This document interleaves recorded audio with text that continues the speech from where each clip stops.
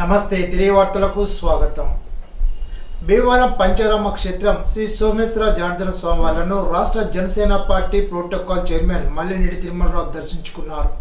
కార్తీక మాసం మహాశివరాత్రి శనివారం సందర్భంగా స్వామి వాళ్లకు ప్రత్యేక పూజలు అభిషేకాలు చేశారు. ఆలయంలో 100 మంది అర్చకులకు ప్రధాన అర్చకులకు వేద పండితులకు స్వయం పాకాలు వస్త్రదానం నగదు అందజేశారు. ఈ సందర్భంగా అర్చకులకు వేద పండితులు తిరుమలరావు సుధాకర్ను వేద మంత్రాలతో ఆశీర్వచనాలు అందించి తీర్థ ప్రసాదాలు అందించారు. గత 29 సంవత్సరాలుగా ప్రతి సంవత్సరం కార్తీక మాసం మహాశివరాత్రికి అర్చకులకు ప్రధాన అర్చకులకు వేద పండితులకు తిరుమలరావు స్వయం పాకాలు వస్త్రదానం నగదు అందజేస్తున్నారు. గతంలో శ్రీ సోమేశ్వర జనార్దన స్వామి వాళ్లకు బంగారపు రుద్రాక్షమాల బంగారు కిరీటం అందజేశారని ఆలయ ప్రధాన అర్చకులు తెలిపారు. శనివారం భీమవరం మండలంలోని ఎక్కువ శాతం మత్స్యకార కుటుంబాలు నివసిస్తున్న నాగిడిపాలెంలో పర్యటించి ఎన్టీఆర్ భరోసా పింఛన్ సొమ్మును లబ్ధిదారులకు జిల్లా joint collector T Rahul Kumar Reddy స్వయంగా అందజేశారు. ఈ సందర్భంగా జిల్లా జాయింట్ కలెక్టర్ రాహుల్ కుమార్ రెడ్డి మాట్లాడుతూ నాగిడిపాలెంలో వృద్ధాప్య వితంతు వికలాంగులు దీర్ఘకాల రోగ పీడితులు తదితరాలకు సంబంధించి 454 మంది లబ్ధిదారులు పింఛన్లు పొందుతుండగా ఎక్కువ శాతం మత్స్యకార కుటుంబాల వారు ఉన్నారని అన్నారు. రాష్ట్ర ప్రభుత్వం ఎంతో ప్రతిష్టాత్మకంగా పేదలకు పెద్ద మొత్తం అందిస్తున్న పింఛన్ సొమ్మును లబ్ధిదారులు మంచిగా సద్వినియోగం చేసుకోవాలని అన్నారు. ఎక్కువ మంది మత్స్యకారులు నివసిస్తున్న నాగిడిపాలెంలో మత్స్యకారుల జీవన విధానంలో మార్పులు రావాలని సూచించారు. వచ్చిన డబ్బును వృధా మద్యానికి ఖర్చు చేయడం మానుకోవాలని అన్నారు. ఆచంట ప్రభుత్వ ఐటీఐ కళాశాల మేనేజింగ్ కమిటీ సమావేశం ప్రముఖ పారిశ్రామికవేత్త శాసనమండలి సభ్యులు వంకా నవీనాథ్ అధ్యక్షతన మేనేజింగ్ కమిటీ సభ్యులతో కళాశాల ప్రాంగణంలో నిర్వహించారు. అద్దె భవనంలో నిర్వహిస్తున్న కళాశాల సొంత భవన నిర్మాణం కోసం 2.2 ఎకరాల స్థలాన్ని సేకరించాలని, ఎలక్ట్రికల్ రిఫ్రిజరేషన్ కోర్సుల్లో సీట్లు పెంచాలని, కాంట్రాక్ట్ విధానంలో ఖాళీ టీచర్ పోస్టులు పూర్తి చేయాలని తీర్మానించారు. ప్రభుత్వ కళాశాల అయిన ఆచంట ఐటీఐకు మంచి పేరుందని, గ్రామీణ ప్రాంతంలో ఉన్న ఈ కళాశాలను మరింత అభివృద్ధి చేసి ఉత్తమ టెక్నీషియన్గా బయటకు వచ్చే విధంగా కృషి చేస్తామని రవీంద్రనాథ్ తెలిపారు. సమావేశంలో regional deputy director M Srinivas, Madhu, in charge principal V Satyanarayanaraju, principal Sridhar, committee సభ్యులు గాజుల పుల్లారావు, దురిపట్ట సుబ్రహ్మణ్యం, ఎస్ భానుప్రసాద్ తదితరులు పాల్గొన్నారు. ఈ సందర్భంగా రవీంద్రనాథ్ విద్యార్థులతో మాట్లాడుతూ ఎలక్ట్రికల్ మెకానికల్ ల్యాబ్స్ అవసరమని, వాటిని ఏర్పాటు చేయడానికి డోనర్స్ను చూస్తామని అన్నారు. ఈరోజు ఇన్స్టిట్యూట్ మేనేజ్మెంట్ కమిటీ సమావేశం ఏర్పాటు చేయడం జరిగింది. దీనికి RTT garu, principal garu, in charge principal garu and managing committee members including student మెంబర్తో పాటు అక్కడ వచ్చారు. మరి ఈ కాలేజీ ఈ యొక్క ఐటీఐ అభివృద్ధి కోసం ఏ విధంగా ప్లాన్ చేయాలి, ఈ ఐటీఐకి స్వంత స్థలం లేకపోవడం, మరి ఒక స్వంత స్థలం తీసుకోవడం కోసం ప్రభుత్వ పరంగా కానీ లేకపోతే ఫిలాంథ్రఫీస్ ద్వారా కానీ శానిటేషన్ కోసం ఆపరేషన్ చేద్దామని, అలాగే ఇక్కడ ల్యాబ్ ఫెసిలిటీ కూడా ఇంప్రూవ్మెంట్ చేసి పిల్లలకు బాగా సౌకర్యం కలగజేసేలా చూడడం కోసం, అలాగే ఇక్కడ ముఖ్యంగా పోస్టులు, ఇక్కడ సీట్లు అప్గ్రేడేషన్ చేయాలని భావంతో సీట్లు ఏదైతే ఒక R&D ఒకటి, ఎలక్ట్రీషియన్ ఒకటి, 3+1 యూనిట్ ఏమండి ఎలక్ట్రీషియన్ ఒకటి, టోటల్ ఏమో 3 అంటే 112 ఉండే సీట్లు 180 తీసుకెళ్లాలనే భావంతో ఈరోజు కమిటీ మనం తీర్మానం చేయడం జరిగింది. అలాగే ఇక్కడ ఒక టీచర్స్ ఫ్యాకల్టీ కూడా కొంచెం షార్టేజ్ ఉన్నారు. ఆ ఫ్యాకల్టీని కూడా ఒక కాంట్రాక్ట్ బేసిస్లో తీసుకోవాలని తీర్మానం చేయడం జరిగింది. మరి చుట్టుపక్కల ప్రాంతాల్లో ఇండస్ట్రీస్ ఉన్నాయి కనుక విద్యార్థులకి ఏ ట్రేడ్ అయితే బాగుంటుందో ఆ ట్రేడ్ బాగా డెవలప్ చేసి వారి కెరీర్ బాగా డెవలప్ చేయడానికి ఉపయోగపడడానికి ఈ మేనేజింగ్ కమిటీ పూర్తిగా డెడికేటెడ్గా ఉన్నారు. ఇక్కడ ఈ ఇన్స్టిట్యూషన్ బాగా అభివృద్ధి చేయాలని మీ అందరికీ ఒకే తెలియజేసుకుంటూ శ్రీమతి నడింపల్లి వర్ధనమ్మ తిరుపతి రాజు ప్రభుత్వ జూనియర్ కళాశాలలో డిసెంబర్ 1న ప్రపంచ ఎయిడ్స్ దినోత్సవం సందర్భంగా 4వ అదనపు జిల్లా జెడ్టీడీ సచివత ఆదేశాల మేరకు న్యాయవాదులు, ఎయిడ్ కౌన్సిలర్లు, విద్యార్థులకు న్యాయ విజ్ఞాన సదస్సు నిర్వహించారు. ఎయిడ్స్ అనేది 4 రకాలుగా ఉంటుందని, తల్లి నుండి వాడేసిన చిరంజీవులు వాడడం వల్ల, ఎయిడ్స్తో ఉన్న వారితో కలవడం వల్ల వస్తుందని, ఎయిడ్స్ అంటువ్యాధి కాదని, అంటించుకునే వ్యాధిని తెలిపారు. న్యాయవాది కామన్ స్వామి మాట్లాడుతూ ట్రాఫిక్ రూల్స్, మితిమీరిన సెల్ ఫోన్ నష్టాలు, సైబర్ క్రైమ్పై అవగాహన కల్పిస్తూ చట్టాలపై అవగాహన లేక చదువుకునే పిల్లలు క్రిమినల్ కేసులు ఇరుక్కొని బంగారు భవిష్యత్తు నాశనం చేసుకుంటున్నారని అన్నారు. ఇందులో న్యాయవాదులు Ajay Kumar, college incharge K Premakumari పాల్గొన్నారు. 37 సంవత్సరాలు ఉపాధ్యాయునిగా, ప్రధానోపాధ్యాయునిగా, మండల విద్యాశాఖ అధికారిగా పనిచేసిన గణపవరం నిడమర్రు మండల విద్యాధికారి పుచ్చల శేషు పదవి విరమణ సందర్భంగా పలువురు అభినందించారు. వివిధ హోదాల్లో పనిచేసి ఉపాధ్యాయులందరి మన్ననలు పొంది ఉపాధ్యాయుల్లో ఉపాధ్యాయునిగా, అధికారులు అధికారిగా, అందరిలో అందరివానిగా, ఉన్నది ఉన్నట్లుగా మాట్లాడే అధికారిగా గుర్తింపు పొందారని తెలిపారు. ఉమ్మడి పశ్చిమ గోదావరి జిల్లాలో మండల విద్యాశాఖ అధికారుల్లో ఒక పెద్దన్న పాత్ర పోషించి అందరితో సత్సంబంధాలు కలిగి విద్యా విషయాల్లో గణపవరం, నిడమర్రు మండలాలను జిల్లాలో ముందుంచుతూ జిల్లా విద్యాశాఖ అధికారులు మెప్పు పొందుతూ సేవలు అందించారని అన్నారు. ఉపాధ్యాయులు TVS Ranganayakulu, Kakara Samson, Boddu Srinivasarao, Y Srinivasarao, Rammohan Rao, R Sekhar, Oruganti Srinivasarao, Kaldindi Prasad, D Jyothi, Atmala Prasadaraju, Durgarao, Vijayaraju, Narasimharaju, M Jagadish, Medichella Satyanarayana, Prasannanjaneyulu, Elizabeth Rani, Someswararao, MEO 2 Gorrela Balayya తదితరులు అభినందించారు.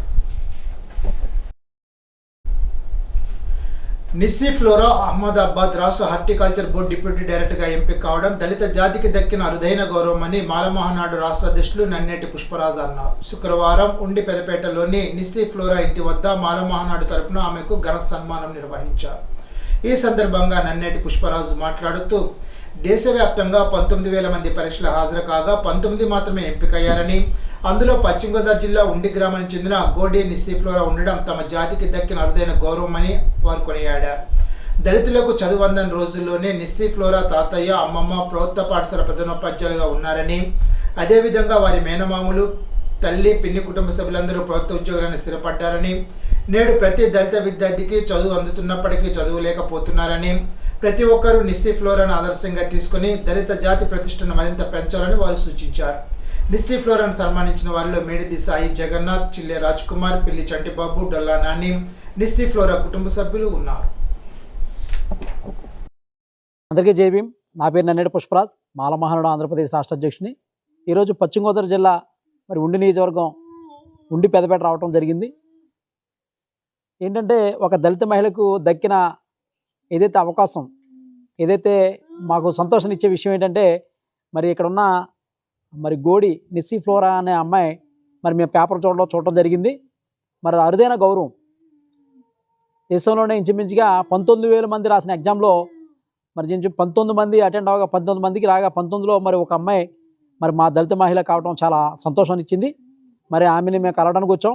డాక్టర్ బాబాసాహెబ్ అంబేద్కర్ ఆశయాలను మరింత ముందు కొనసాగించాలని మనస్ఫూర్తిగా కోరుకుంటున్నాం. అలాగే ఈ గ్రామం రావడానికి కారణం ఏంటంటే, చదువుకుంటే ఎలాంటి వాడైనా సరే మనం చేయొచ్చని ఒక అవకాశాన్ని డాక్టర్ బాబాసాహెబ్ అంబేద్కర్ ఇచ్చారు. అంబేద్కర్ ఒకటే చెప్పారు, చదువుతూనే ఏదైనా సాధ్యమన్నారు. ఇక్కడ ఉన్న వాళ్ళందరితో కూడా మేము మాట్లాడటం జరిగింది. అమ్మగారు పెద్ద ఆమె టీచర్గా ఆయన ప్రస్థానం స్టార్ట్ అయింది. వీళ్ళందరూ కూడా అందరూ కూడా ఎడ్యుకేటెడ్ ఫ్యామిలీ. నాకు చాలా సంతోషం అనిపించింది. ఇంతకుముందు చదువుకుంటాకి లేని అవకాశం లేని రోజుల్లోనే ఇంత పెద్ద పెద్ద చదువుకుని ఉద్యోగాలు చేస్తున్నారు.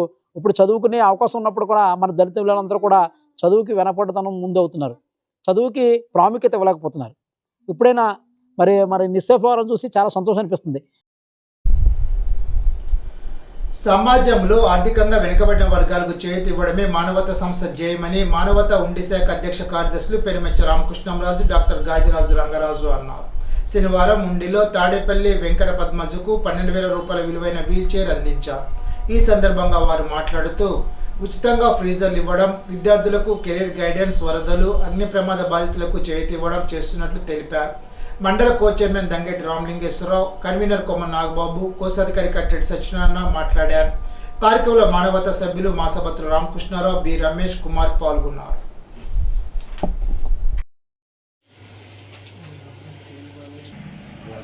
రోజుని మానవతా తరపుని మన ఉండి గ్రామంలో తాడేపల్లి పద్మజ గారికి మన సైకిలు మానవతా తరపుని బహుకరణ ఇవ్వడం జరుగుతుంది. ఎందుచేతంటే ఈ మానవతా తరపుని ఇటువంటి కార్యక్రమాలన్నీ కూడా మేము ప్రతి నెలలో ఏదో కార్యక్రమం చేస్తున్నాం. అది ఈ నెలలో ఈ కార్యక్రమాన్ని మేము ఈ సైకిల్ ఇవ్వడం చేయడం జరుగుతుంది ఉండి మండలం తరపుని మానవతా స్వచ్ఛంద సేవా సంస్థ తరపుని. అందుచేత ఏంటంటే మాకు కూడా చాలా ఎంతో ఆనందంగా ఉంది. ప్రతి నెలలో కూడా ఏదో ఒక కార్యక్రమం చేసుకుంటా ఇటువంటి కార్యక్రమాలు ఎన్నో చేయాలని కూడా మేము ప్రతి నెలలో కూడా పెట్టుకోవడం జరుగుతుంది.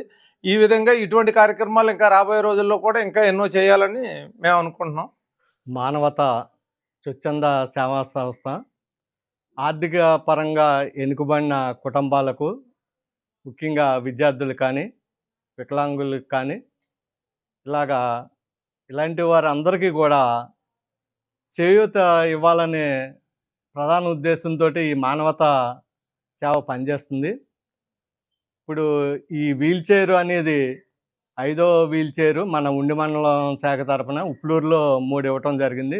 కలిసిపూడిలో 1, ఈవిడికి 1, ఉండిలో 1, మొత్తం 5 వీల్ చైర్లు ఇవ్వటం జరిగింది. ఇలా ఎవరికన్నా ఆర్థిక పరంగా వెనుకబడి ఉంటే తప్పనిసరిగా మానవతా సేవా తరపున మేము ఇవ్వడానికి సిద్ధంగా ఉన్నామని తెలియజేస్తున్నాం. యలమంచిలి మండలం కట్టుపల్లంలో అగ్నికుల క్షత్రియ సంక్షేమ సంఘ ఆధ్వర్యంలో జరిగిన కార్తీక వన సమరణ కార్యక్రమంలో డాక్టర్ నిమ్మల రామానాయుడు పాల్గొన్నారు. ఆంధ్రప్రదేశ్ రాష్ట్రంలో అగ్నికుల క్షత్రియుల కళ్యాణ మండపం చూడాలంటే యలమంచిలి రావాలనే విధంగా కళ్యాణ మండపం నిర్మాణం చేస్తున్నట్లు తెలిపారు. ఈరోజు చాలా సంతోషం. ఎందుకంటే అన్ని వృత్తుల్లో కల్లా అత్యంత పవిత్రమైన వృత్తి ఉపాధ్యాయ వృత్తి. అటువంటి పవిత్రమైన ఉపాధ్యాయ వృత్తిలో అడుగు పెట్టడానికి కృషి చేస్తున్నటువంటి మిమ్మల్ని అందరినీ కూడా కలవడం చాలా సంతోషం, చాలా ఆనందంగా ఉందని మొదటగా తెలియజేసుకుంటూ ఉన్నా. ఎందుకంటే నేను కూడా లెక్చరర్గా 10 సంవత్సరాలు అధ్యాపక వృత్తిలోంచే వచ్చినటువంటి పరిస్థితి. అంటే రాజకీయాల్లో ఉన్నప్పటికి కూడా చాలాసార్లు ఒక ఎమ్మెల్యే అనేదానికంటే ఒక ఉపాధ్యాయుడిగా ఉన్నప్పుడే ఎక్కువ ఆనందం, సంతోషం నాకు కనపడేది. ఎందుకంటే ఇప్పటికీ నేను ఏదైనా ట్రైన్లో కానీ లేదని ఎక్కడైనా ట్రావెల్ చేస్తున్నప్పుడు ఎవరో ఒకళ్ళు ఇద్దరు అట్లా ఆ టైంకి కనిపించి, ఎందుకంటే వాళ్ళని మేము గుర్తుపట్టలేం. ఎందుకంటే ఇప్పుడు 20 years బ్యాక్ 15 years బ్యాక్ మేము టీచ్ చేసాం వాళ్ళని ఐడెంటిఫై చేయలేం. కానీ మనల్ని వాళ్ళు ఐడెంటిఫై చేసి వాళ్ళు మాస్టర్ మీరు ఎక్కడికి వెళ్తున్నారు, ఏంటి, డ్రింక్ తాగుతారా, కాఫీ తాగుతారా, మంచి పొజిషన్లో, ఇప్పుడు మంచి బెటర్ పొజిషన్లో ఉన్నారు మాకంటే. కానీ వాళ్ళు చూపించే అభిమానం, ఆప్యాయత అంటే టీచర్ పట్ల వాళ్ళకు సొసైటీలో ఉన్నటువంటి గౌరవం అనమాట. నిజంగా ఎమ్మెల్యే ఉన్నాం, మమ్మల్ని తిట్టేవాళ్ళు ఉంటారు, పొగిడేవాళ్ళు ఉంటారు. ఒక్కొక్కసారి విమర్శలే చూస్తే రాజకీయాలు అవసరమా అనేటువంటి పరిస్థితి కూడా ఒక్కొక్కసారి మాకు అనిపిస్తుంటుంది. దానికి కూడా మీ అందరికీ తెలుసు, గతంలో కూడా సర్వేపల్లి రాధాకృష్ణన్ గారు, ఎందుకంటే ఆయన రాష్ట్రపతిగా చేసినా కూడా ఒక ఉపాధ్యాయుడిగానే. ఎందుకంటే ఆయన కూడా మరి రిటైర్ అయి వెళ్తూ ఉంటే అక్కడ ఉన్న స్టూడెంట్స్ ఆయన్ని బండి మీద కూర్చోబెట్టుకుని ఆ రథాన్ని వాళ్ళే లాగుతూ, అంటే గుర్రాల్లో కూడా కాకుండా స్టూడెంట్సే రైల్వే స్టేషన్ వరకు కూడా వాళ్ళే ఆ రథాన్ని తీసుకొచ్చి ఆయనకి వీడ్కోలు ఇచ్చారని అంటే ఉపాధ్యాయుడి పట్ల ఈ సమాజంలో ఎంత గౌరవం, ఎంత ప్రఖ్యాతులు ఉన్న దానికి మీకు ఎగ్జాంపుల్ చెప్తూ ఉన్నా. రాష్ట్ర జనవరుల శాఖ మంత్రి నిమ్మల రామానాయుడు పాలకొల్లు నియోజకవర్గంలో పేద మధ్యతరగతి రోగులకు ముఖ్యమంత్రి సహాయ నిధి 13 లక్షలు పంపిణీ చేశారు. జగన్ 5 ఏళ్ల పాలనలో ముఖ్యమంత్రి సహాయ నిధి రద్దు చేసి పేద మధ్యతరగతి రోగులకు వైద్యం దూరం చేశారని విమర్శించారు.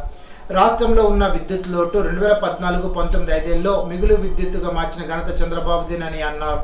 గత చంద్రబాబు పాలనలో విద్యుత్ ఛార్జీలు పెంచకపోవడమే కాకుండా నాణ్యమైన విద్యుత్ అందించామని తెలిపారు. జగన్ 5 ఏళ్ల పాలనలో సంపద సృష్టించి ఉంటే 9 సార్లు విద్యుత్ ఛార్జీలు పెంచడంతో పాటు సర్ఛార్జీల భారం ఎందుకు మోపవలసి వచ్చిందని ప్రశ్నించారు. జగన్ పాలనలో 18,000 కోట్ల డిస్కమ్ బకాయిల భారం ఆయన వారసత్వంగా ఈ రోజు ప్రజల మీద భారం పడుతోందని, భారం పడడం అంటే సంపద సృష్టించడమేనా అని విమర్శించారు. ఆర్థిక నేరాల్లో ఆంధ్రప్రదేశ్ నుంచి అంతర్జాతీయ స్థాయికి తీసుకున్న గనుడు జగన్ అని ఆరోపించారు.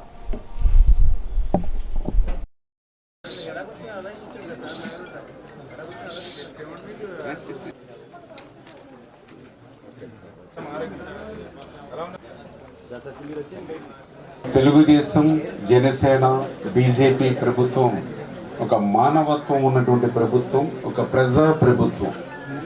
అందుకే ఈ ప్రభుత్వం అధికారంలోకి వచ్చిన తర్వాత ఎవరైతే అనారోగ్యానికి గురై ఆసుపత్రులకు వెళ్ళి ఇల్లు తాకట్టు పెట్టో, బంగారం తాకట్టు పెట్టో, లేదా అప్పు చేసో వైద్యం చేయించుకుని ఆరోగ్యం కుదిటి పడిన తర్వాత ఇంటికి వచ్చిన తర్వాత ఆరోగ్యం కుదుటపడిందని ఆనందించాలో, లేదా తెచ్చినటువంటి అప్పులకి వడ్డీలు పెరిగిపోతున్నాయని బాధపడాలా అనేటువంటి ఆలోచనతో ఉన్నటువంటి వారికి ఈ యొక్క ఎన్డీఏ ప్రభుత్వం మరి ఏదైతే వాళ్ళ ఖర్చులు ఏవైతే ఉన్నాయో ఆ బిల్స్కి ఇవాళ CMRF చెక్స్ వాళ్ళందరికీ అందించేటువంటి కార్యక్రమం గత 3 నెలల నుంచి కూడా ఈ ప్రభుత్వం ఎంత పెద్ద ఎత్తున ఆ పేదల్ని మధ్యతరగతి వర్గాల్ని ఆదుకుంటుందో మనందరం కూడా చూస్తూ ఉన్నాం.